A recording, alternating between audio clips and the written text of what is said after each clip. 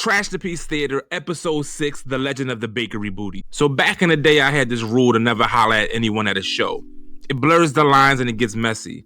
But all rules are meant to be fuckboy broken. This one time I had a gig for a non-profit organization. No one there except the people who booked me had ever heard of me. None of them probably couldn't even name a contemporary poet. Midway through the event, I locked eyes with this joint in the front row who was hanging on every word. After a while, it just seemed like she and I were the only ones there. After my set was over, the cutie in the front row looked like she was expecting me to come over and talk to her. But nope, walked past her and pretended like we didn't just eye fuck each other for the last 20 minutes. I went outside and started talking to some of the organizers of the event.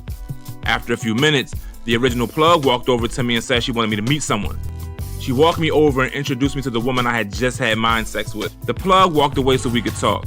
She was hella cute and hella cool, and we hit it off. But I kept thinking about my rule. Don't shit where you eat. No peeing after the poems. We chopped it up for a bit, and then someone called her away. She told me to wait there and she'd be right back. And that's when I saw the cake. That ass. She had a sneaky booty, one of those asses you couldn't see from the front but had a bakery around back. Her booty was a gracious god. It was omnipresent. That joint walked here and there. She came back and I had to play it off like her ass didn't just send me into a basic stupor. We talked for a bit more. She told me she owned a salon in Northeast Philly and said she didn't like poetry until she heard mine, completely gassing me up. She said we should get together sometime. And I knew that was a morality check. I knew that was God testing me. Would I stick to my rule, or would I be enticed by those two glazed hams jammed in those jeans? So I did what any responsible, high-character young man would have done. I gave her my number and she called me the next day. Said she couldn't stop thinking about me. Said she wanted to get together and I was like, cool.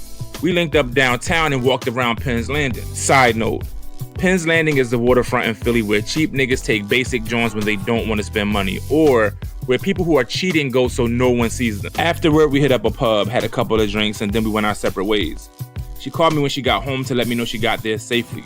All in all, a pretty cool first date. The very next day, she hit me up and said she needed to see me again.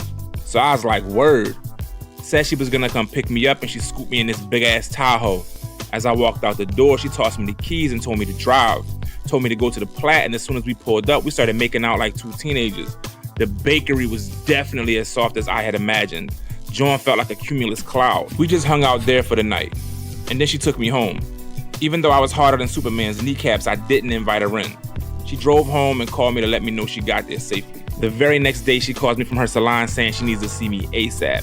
So she came through and scooped me from the crib again, and we went to the Chili's around the corner from my spot. We ate, flirted the whole time, and ended up back in the parking lot in her truck. I invited her back to my spot, but she said she couldn't wait. So we hopped in the back seat. Next thing I know, the bakery was spilling all over my lap and we were testing the suspension on that Tahoe.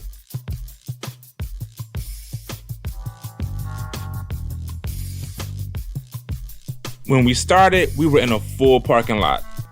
By the time we were finished, the parking lot was empty. She dropped me off, kissed me goodnight, and said she'd call when she got in. I went in the crib and passed the fuck out from diabetic shock. A few hours passed and the phone rings and it was her number. I figured she just forgot to call when she got in and finally remembered. I answered the phone like, yo, you good? A deep voice responded, yo, you fucking my wife? I'm half asleep like, wait, what? The voice responds, you heard me, bitch. Are you fucking my wife? So now I'm wide awake. And I don't pretend to be a tough guy, but I am a smart ass. And I'm from North Philly, so you're just not gonna talk to me any kind of way. So I was like, I don't know, maybe. Who's your wife?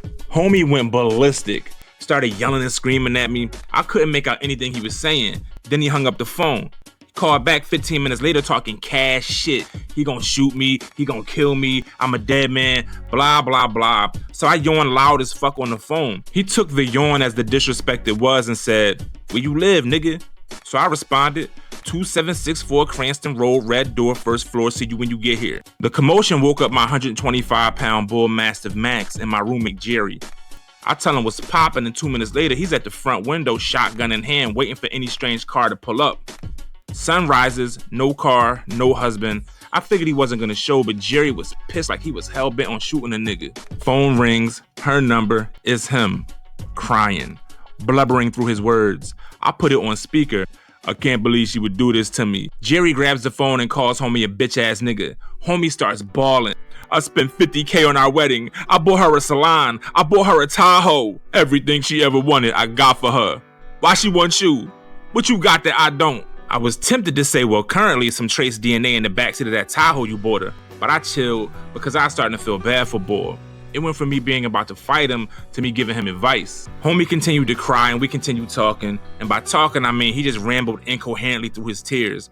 The convo came to a wrap by him saying, now that you know she married, can you please stop seeing her? And I was like, yeah, I mean, if I knew she was married, I would have never talked to her in the first place. Later that morning, she hit me up apologizing about homie, calling me and said their relationship was complicated. I cut her off before she could go further.